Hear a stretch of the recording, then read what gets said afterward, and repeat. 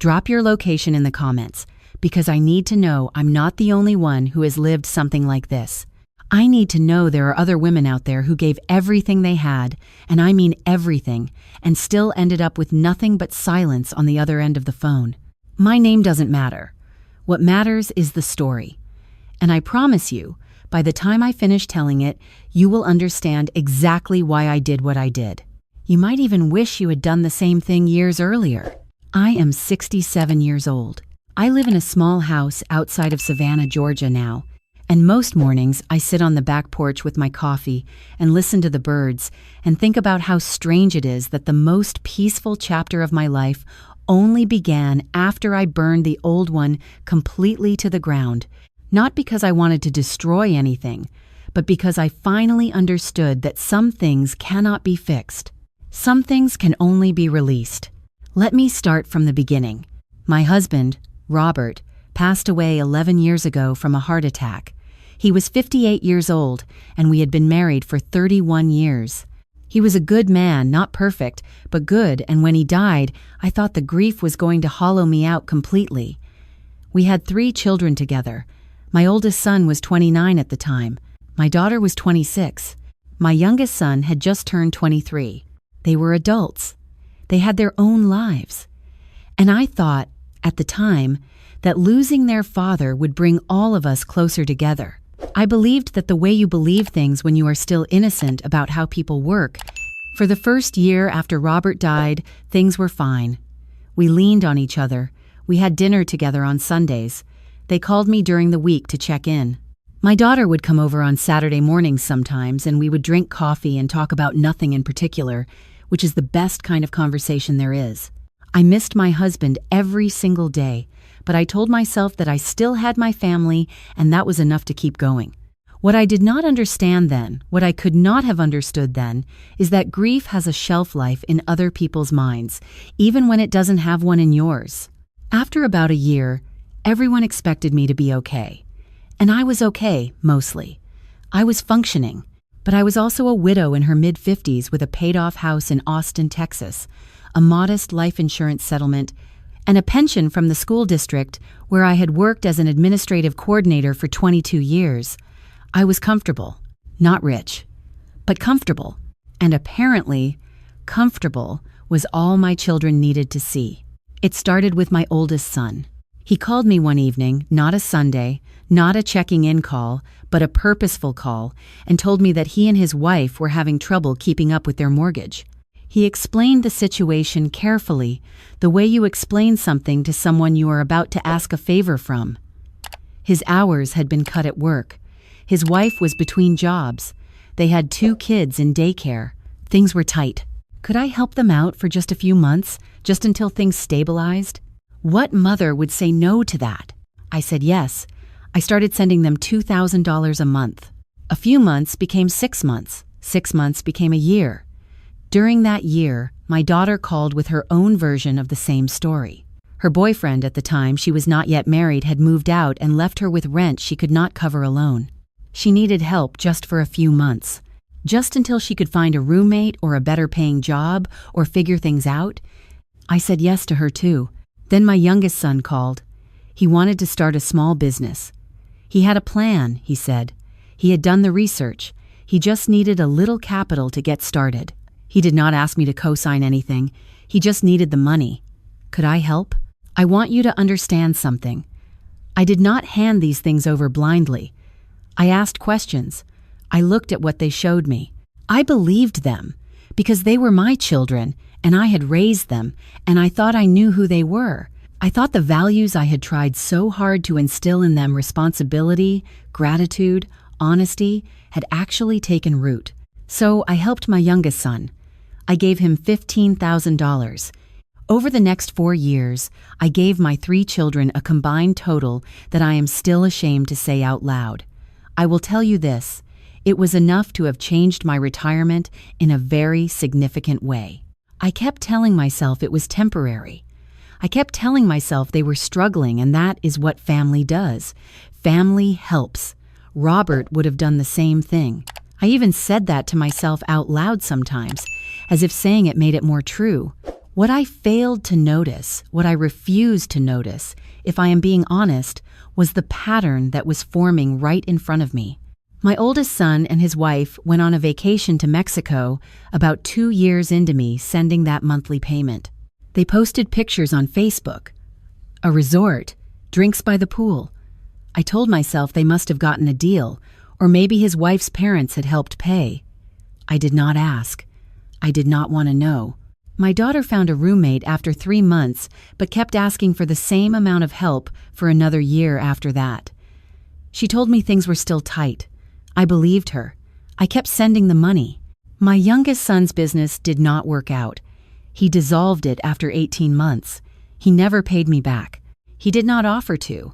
He simply moved on to the next thing, and I moved on with him because bringing it up felt cruel when he was already dealing with a failure. I want to stop here for a moment because I think some of you already know where this is going. Some of you are nodding right now. Some of you have your own version of this story. Maybe you are living it right now, and you know that the hardest part is not the money. The money is painful, yes, but the hardest part is the slow, creeping realization that the people you love most have been, in some fundamental way, calculating. I did not want to see it. I fought hard against seeing it. But then Robert's life insurance money ran out. I told my oldest son first. I explained it as gently as I could. I said that I had been supplementing my income with savings that were now depleted and that going forward I would not be able to continue the monthly payments. I told him I loved him. I told him I knew things had been hard and I hoped by now they were in a better place. He was quiet for a moment, and then he said, "Mom, that's really going to put us in a difficult position." Not, "Are you okay?" Not, "Thank you for everything you've done."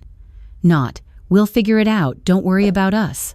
Just a statement about how my financial limitation was an inconvenience to him. I told my daughter next. She cried. And at first I thought the tears were genuine sadness, the kind that comes from shared difficulty, but then she said something that sat wrong with me for a long time afterward.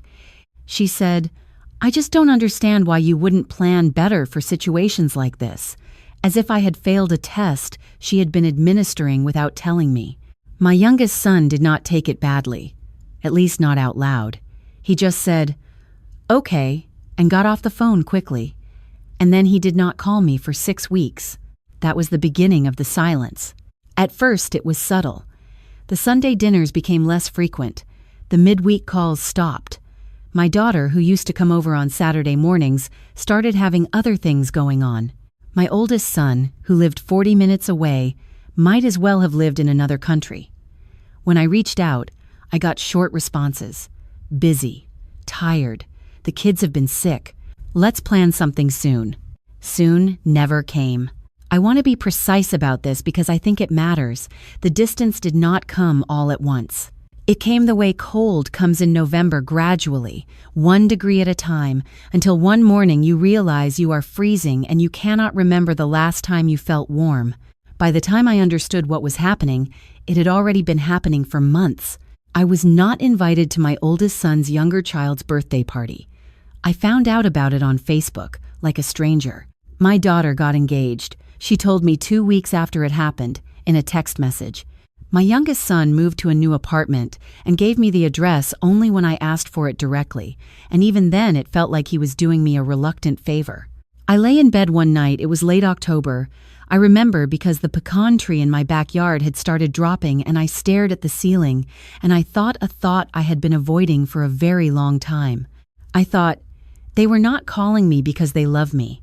They were calling me because they needed something from me, and now that I have nothing left to give them, I have nothing left to offer them, and so I am no longer useful. I said it out loud in the dark, just to hear how it sounded. It sounded true. I want to tell you about something that happened in February of that year, because it clarified everything for me in a way that nothing else could have. I had a minor health scare. Nothing serious in the end, an irregular heartbeat that my doctor wanted to monitor, but for about a week I genuinely did not know how serious it was. I called each of my children to tell them. I was not dramatic about it. I just said I had been to the cardiologist and I wanted them to know what was going on. My oldest son asked me, the very same phone call, whether I had updated my will recently. I told him I had not thought about it much. He said I should really get that taken care of, just to be safe. I got off the phone and I sat in my kitchen and I did not move for a very long time. I thought about the years of payments. I thought about the business loan that was never repaid. I thought about the birthday party I was not invited to, the engagement announcement by text message, the weeks of silence, and I thought about my oldest son's voice when he asked about the will. Calm, practical, like it was a reasonable thing to bring up in that moment. And that was the moment I understood something I think I had always known but had never let myself fully believe. To my children, I was not a person they loved. I was a financial event they were waiting for. I did not cry. I had already done enough crying over things that did not deserve my tears. Instead, I got very quiet inside. The kind of quiet that comes when a decision has been made even before your conscious mind has fully caught up to it. I called no one for 2 weeks. I needed to think clearly, and I could not think clearly while managing anyone else's feelings. During those 2 weeks, I did 3 things. First, I made an appointment with an estate attorney, not to update my will in the direction my oldest son had in mind. I went to change it entirely. I spent a long afternoon in that office going over every detail. By the time I left, my estate plan looked nothing like it had before. The house, a 3-bedroom in a neighborhood in Austin that had appreciated considerably since Robert and I bought it 30 years ago, was no longer going to my children. I arranged to donate the proceeds upon my passing to a literacy nonprofit that had been close to Robert's heart. A small portion would go to a friend from my teaching days who had always been more of a sister to me than any blood relative. My children were mentioned in the document. Their inheritance was $1 each, not out of cruelty, because the law sometimes requires an acknowledgement, and $1 felt like the right acknowledgement. Second, I called a real estate agent I had used years before when Robert and I briefly considered downsizing. I told her I wanted to sell the house. She asked about my timeline. I told her I wanted to be out in 90 days. She asked if everything was all right. I told her everything was better than it had been in years. Third, I began to research Savannah, Georgia. I had visited once the Spanish Moss, the squares, the way the light fell in the afternoon. I looked at small houses, looked at the cost of living, looked at the community. I found a place that felt right. I put in an offer before my Austin house had even gone on the market. I did not tell my children any of this. I want to address something here, because some of you may be wondering whether I owed them a conversation, whether I should have sat everyone down and said what I was feeling, whether disappearing was the coward's way out or the cruel way or simply the wrong way. I had tried conversations. Not about the house or the estate, I had not yet made those decisions, but about the distance, about the silence, about what I needed from them emotionally. I had called my daughter 6 months earlier and told her plainly that I felt disconnected from her life and that it hurt me. She said she was sorry and that she would do better. Nothing changed. I had told my oldest son, during one of the rare dinners we managed, that I missed seeing my grandchildren and that I wished we could find a way to stay closer. He nodded and said he understood. Nothing changed. I had texted my youngest son to ask if I had done something wrong, because the silence felt pointed. He said no, everything was fine. He had just been really busy. Nothing changed. You cannot have a conversation with someone who has already decided what you are to them. The house sold in 41 days. I was not surprised. The market was good. The offer was strong. I accepted it. I spent the next few weeks quietly doing what needed to be done. I had already opened a new bank account at a credit union I had never used before. I set up a P.O. box in Savannah for any mail forwarding. I called the utility companies, the subscription services, the few people who regularly needed to reach me. I did not give my children the new address. I did not tell them I was moving. I did not leave a note in the house. The house no longer belonged to me. Whatever I needed to say to my children, I would say it the right way with a letter, sent to their own homes, postmarked from a city they would not be expecting. My last night in that Austin house, I walked through every room. 30 years of a life lived inside those walls. Robert and I had brought all 3 children home from the hospital to that house. I had painted the kitchen myself 3 times, each time a slightly different shade of yellow, trying to get it exactly right. I knew every creaking floorboard. I knew where the light fell on Sunday mornings. I was not sad.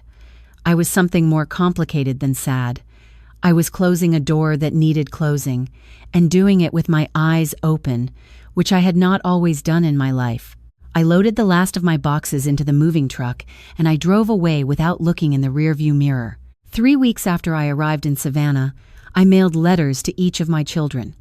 I had written them carefully, not in anger and not in self-pity. I told each of them what I had observed over the past 4 years. I was specific. I referenced the birthday party, the engagement text, the phone call about my heartbeat, and the question about the will. I told them that I had spent a long time hoping things would change and had finally accepted that they would not. I told them the house in Austin had been sold. I told them I had moved and that I was well and that I wished them no harm. I told them I had made changes to my estate plans that they would likely not be happy about. I told them that if they had questions about the legal aspects of that, they were welcome to consult their own attorney. I told them I loved them. That part was true, and I meant it. I also told them that love without respect is not a relationship, it is an obligation. And I had fulfilled every obligation I had ever taken on. Now I was choosing something different. I did not include a return address. My new contact information was not in those letters. If they wanted to find me the way people find each other when they genuinely want to, they were capable of doing so. But I was not going to make it easy. I was done making things easy. My oldest son tried to reach me through my old phone number. I had already ported to a new one. He tried emailing. I had closed that account. I heard through my friend, the one from my teaching days, the one I had remembered in my estate plan, that he had also called her looking for information. She told him she didn't have a forwarding address, which was the truth, because at that point, I had only given her my phone number and told her I would explain everything soon. My daughter wrote a long letter to my old address. The post office forwarded it to the P.O. box. I read it carefully. She was angry, and then she was hurt, and then she circled back to angry. She said I was being dramatic. She said I had always been dramatic. She said she could not believe I would do something so selfish. That word selfish hit me like something I had been bracing for without knowing it. I had spent 30+ years ensuring that every person in my family had what they needed, often at the expense of what I needed, and the first time in my life I made a decision entirely for myself, the word that came back to me was selfish. I set the letter down and I made a cup of tea and I sat by the window that looks out onto the street with the cobblestones and the old oak trees, and I felt, underneath the sting of it, something I can only describe as clarity. My youngest son did not write or call as far as I know. That silence, somehow, was the loudest of all. It confirmed everything. I want to tell you about the life I have now because I think that is the part that matters most. I wake up every morning without dread. I did not realize for years how much low-grade dread I had been carrying, the anticipation of the next ask, the monitoring of the emotional temperature of 3 adult children who should have been managing their own emotional temperatures, but once it was gone, I felt the absence of it, like a physical weight lifted off my chest. I breathe differently now. I am not being poetic. I literally breathe differently. I have a garden. I grow tomatoes and herbs and a climbing rose on a trellis that I put up myself, badly, and then fixed, and then felt very proud of. I walk almost every day along the waterfront. I joined a book club at the library, and I have made friends there. Real friends, the kind who know almost nothing about my past, but everything about who I am right now. One of them is a 71-year-old retired journalist named Patricia, who makes me laugh harder than I have laughed in years. Another is a woman named Dolores, who moved here from New Mexico and volunteers 3 days a week at a community garden and reminds me, in the best possible way, of who I always wanted to be. I took a trip last spring. New Mexico. Actually, Dolores came with me and she showed me places that were not in any travel guide. Red cliffs and small towns and food that I am still thinking about. In the fall, I went to Vermont alone, which I had always wanted to do, And I drove through the hills when the leaves were at their most impossible colors, and I stayed in a small inn and read for 3 days without speaking to almost anyone, and it was exactly what I needed. I think about my children. I would be lying if I said I did not. I think about them the way you think about a house you once lived in that you know you can never go back to, with tenderness and with grief, and with the understanding that returning would not give you what you are actually missing. What I am missing is not who they are. What I am missing is who I thought they were and who I hoped they would become. That is a loss I am still learning to carry.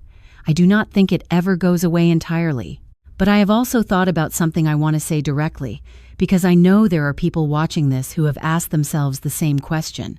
If you cut someone out of your life, if you emotionally remove yourself from someone who has hurt you, does that mean you give up the right to expect anything from them? Does walking away mean forfeiting your claim on love? Here is what I believe. When I stepped back from my children, I was not removing my love. I was removing my availability to be used. Those are not the same thing. I have not stopped being their mother. I have stopped being their resource. And a relationship that only functioned because I was a resource was not a relationship in any sense that I am willing to accept. The right to expect love from your children does not disappear when you stop writing checks.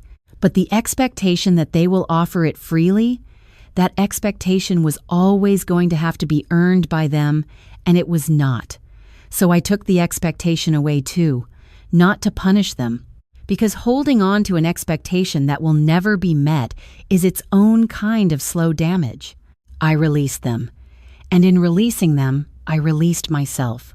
There are days, I will be honest with you, when I see a grandmother with her grandchildren at the park, and something moves through me that I cannot name quickly enough before it passes. I do not know if my grandchildren know what happened. I do not know what they have been told. That is one of the griefs that sits the heaviest. Children did nothing wrong. Whatever distance exists between me and them is not their fault. I carry that, but I also know this. A woman who disappears into herself, who shrinks smaller and smaller trying to be needed by people who only wanted her money, who measures her own worth by whether her children call that woman is not a grandmother anyone should have. The grandmother I can be now, someday, if there is an opening, is someone whole, someone who knows her own value, someone who has lived a life and not just serviced one. I am not telling you what to do. Every situation is different. Every family is different. There are children who love their parents fully and imperfectly and genuinely, and there are parents who misread their children's limitations as rejection when it is something else entirely. I am not suggesting my situation is universal, but I do want to say this to anyone who is in the place I was in 3 years ago. You are allowed to stop. You are allowed to evaluate what you are receiving in exchange for what you are giving. You are allowed to notice that the calls only come when something is needed and to decide that is not enough. You are allowed to change your plans. You are allowed to sell the house. You are allowed to move somewhere you have always wanted to live and start again, even at 67, even when it feels impossible, even when the people who are supposed to love you most make you feel like your needs are an imposition. You paid for the college tuitions. You made the down payments possible. You covered the bills during the hard months. You showed up. You gave everything. You are not obligated to give what is left of yourself. Inheritance is not something children are owed. It is something parents choose to give when they feel, looking at the full picture of a relationship, that it has been earned with love and respect and genuine connection. My children made their choice when they decided I was worth calling only when they needed something. I made mine when I decided I was worth more than that. I disappeared, just like I said I would in that letter. And I have never been more present in my own life than I am right now. If you are watching from somewhere, you have been trying to find the courage to leave, whether that is a house, a dynamic, a version of yourself you have outgrown. Drop your location in the comments. I want to know where you are. I want you to know you are not alone in this. I see you, and I promise you, the other side of this is real.